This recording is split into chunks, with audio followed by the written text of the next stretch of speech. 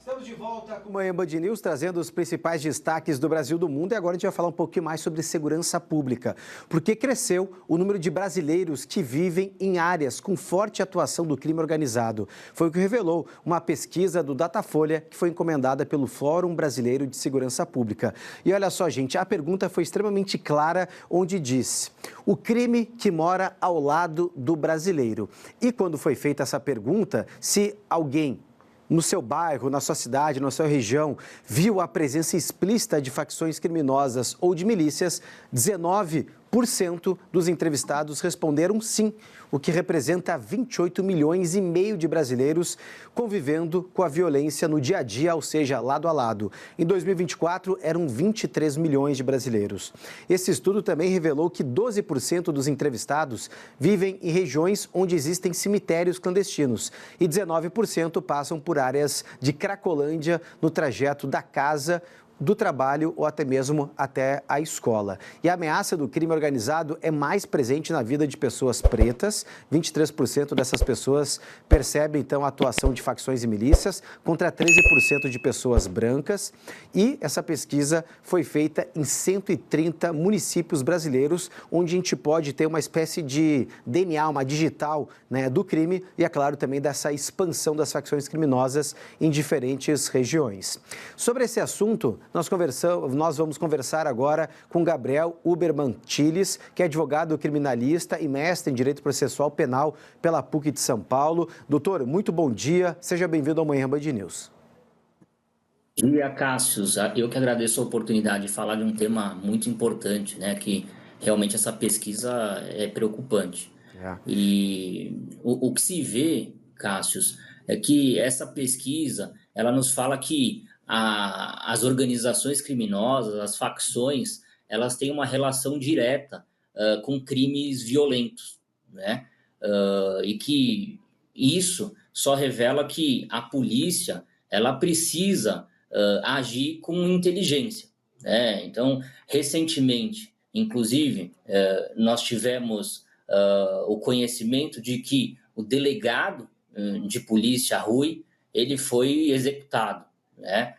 Então, assim, para que a gente possa, de alguma forma, combater essas facções, as organizações criminosas, a gente precisa atuar de uma forma inteligência, investindo na inteligência da polícia, e não apenas falando e aumentando as penas dos crimes, né? A gente sabe que aumentar as penas dos crimes não vai diminuir as estatísticas criminais.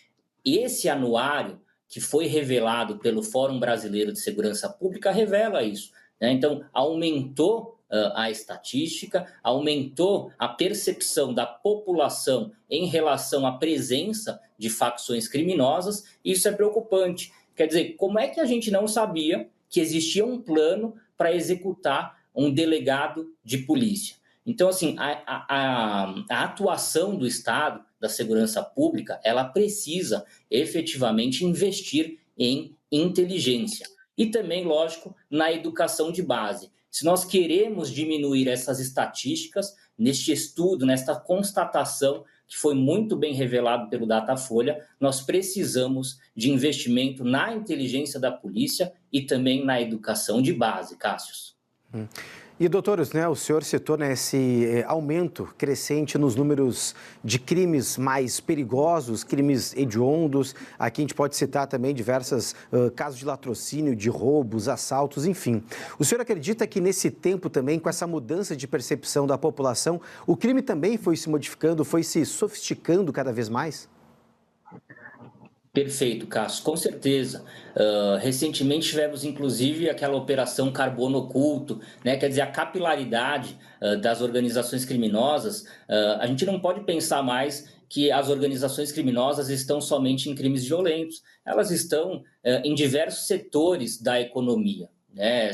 Essa operação, ela falou de fundos de investimento, postos de combustíveis, porque o capital oriundo do crime, ele precisa, né, é objetivo dessas organizações criminosas, esse dinheiro ele precisa ser levado, dissimulado, escondido, ocultado de alguma forma. É isso que normalmente essas facções fazem, infiltrando esse dinheiro e dissimulando para que ele tenha, né, de alguma forma, uma origem, tentar pelo menos que ele tenha uma origem legítima. Então, por isso que a polícia, com essa operação Carbono Oculto, fez com que essa investigação fosse deflagrada.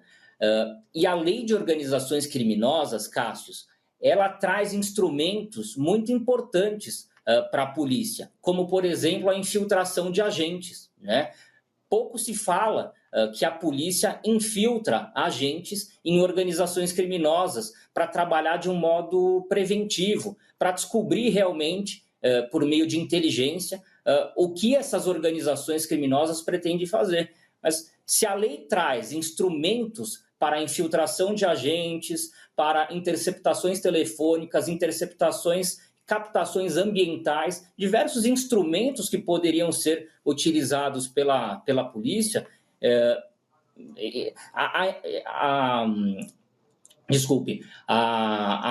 o investimento ele precisa se dar e a lei já deu o caminho para isso, Cássius. Então, o que a população espera é que as estatísticas diminuam, mas, repito, não basta apenas aumentar as penas dos crimes, ou então capitular esses crimes como crimes hediondos, Cássio. O que a gente precisa é um investimento em inteligência da polícia e na educação de base.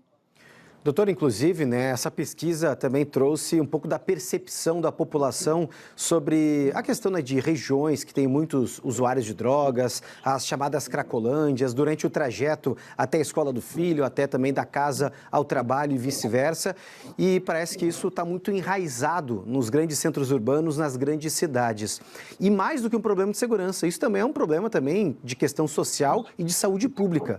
Como é que o senhor acredita também que, além da inteligência, desse investimento, os poderes de segurança possam investir, talvez, numa coordenação melhor entre as forças de segurança na tentativa de combater não só a criminalidade, mas também resolver outros problemas aí que os governos não conseguem resolver, por exemplo, a saúde pública e também as cracolândias nas grandes cidades? Perfeito, Cassius. Esse é um problema realmente. A gente, né, escuta muito em São Paulo o problema da cracolândia, as pessoas viciadas em drogas. Esse realmente é um problema de saúde pública. É lógico que o tráfico de drogas e as organizações criminosas, de alguma forma, alimentam o vício dessas pessoas. Então, como problema de saúde pública, entendo que uma coordenação entre a segurança pública e o Estado, eles possam, de alguma forma, conscientizar a população, tratar essas pessoas para que elas possam, de alguma forma, serem encaminhadas para tratar o problema não só da segurança, mas de saúde, serem encaminhadas a fazerem tratamentos para se livrar do vício, porque tenho certeza, Cássius, que essas pessoas não gostariam de estar na rua, de estar se drogando, de estar na Cracolândia, por exemplo. Elas gostariam realmente de estar trabalhando, né, de ter uma casa própria, tudo isso. Então, essa coordenação para dar a essa população de rua aquilo que elas têm direito pela própria Constituição Federal é o que a população espera também. Seria benéfico para todos. Perfeito, doutor. Muito obrigado pela sua participação, pela entrevista, a gente poder analisar um pouquinho melhor, com uma outra ótica, toda essa pesquisa que também nos trouxe números bastante reveladores sobre a violência em determinadas áreas aqui do nosso país. Uma boa sexta-feira, um bom final de semana para o senhor. Para vocês também, Cássio, muito obrigado. Um abraço a todos. A gente que agradece. Bom, gente, 11 horas, 12 minutinhos no horário de Brasília. E olha só, a paz de uma praça bem